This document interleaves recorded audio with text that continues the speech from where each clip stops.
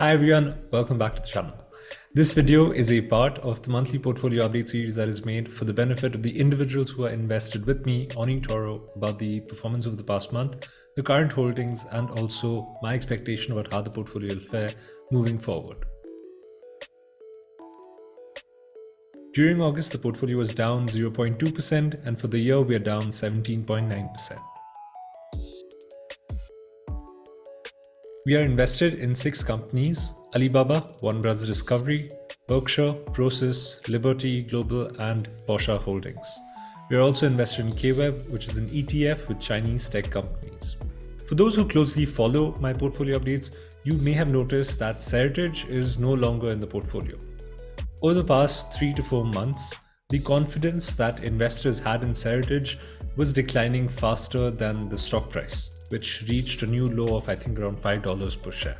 As the share price fell, I started doubling down on our original investment and increased our position as it fell from 11 down to 7, all the way down to 5.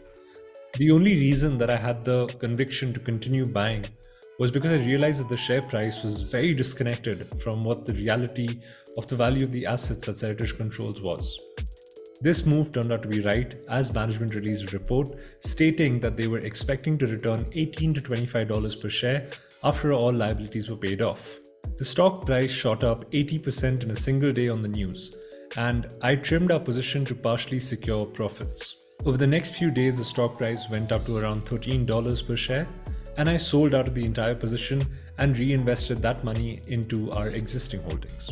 I believe that SRG's investors will likely get much more than the current share price, but I'm uncertain about the time frame of the return, unlike the other investment where I reallocated the proceeds, which is Porsche Holdings. Within the next 2 months, it is expected that the Porsche car company will be spun off and have an IPO that could be at a similar market cap of VW. This would imply that all the other brands under VW have almost no value. Brands such as Bentley, Bugatti, Audi, Lamborghini, just to name a few.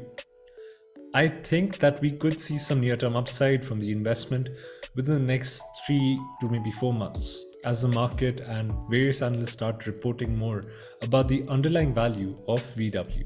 Another company in the portfolio where management is aggressively trying to unlock value is Prosus.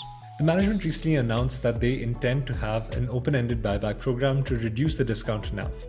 They plan on achieving this by selling off the Tencent shares and use the proceeds for buybacks. Prosus's parent company, which is Naspers, is doing the same. They're selling off Prosus in order to buy back Naspers shares. Along with all this, Tencent has also ramped up its own buyback program.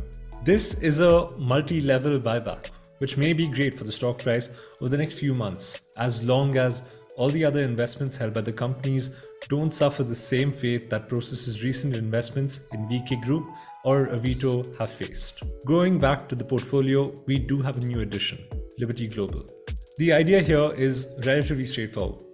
We have a company with cash flows that are likely going to improve over the next 12 months as prior investments that they've made start bearing results. The company is focused on returning money to shareholders through buybacks. This year, they have bought back 10% of the outstanding shares and increased their buyback allowance by an additional $400 million in order to buy back roughly 14% of the overall company by year end. Since 2017, the management has bought back around 50% of the outstanding shares. The primary issue that most investors have with Liberty Global is the debt, which is understandable. If one was to dig deeper, they would realize that the debt of the company is held at an individual level and in the local currency at that place of operation. The terms of this debt are also extremely favorable, as it is fixed rate debt that benefits the borrower in an inflationary environment with rising interest rates. The average maturity of the debt they hold is 7 years with an average rate of around just over 4%. There doesn't seem to be a lot of downside with this investment. The buybacks serve as a good return of capital, and the potential of a multiple increase could make this into a very good investment. With that, I hope that you have a better idea as to how I'm viewing some of the holdings in our portfolio.